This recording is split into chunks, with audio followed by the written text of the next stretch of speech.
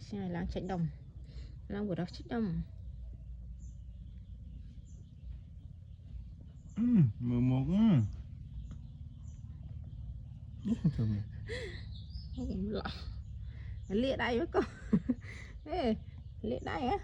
Ê, cái đau lìa lìa với con. Lìa này á, massage, ok. Cái nào.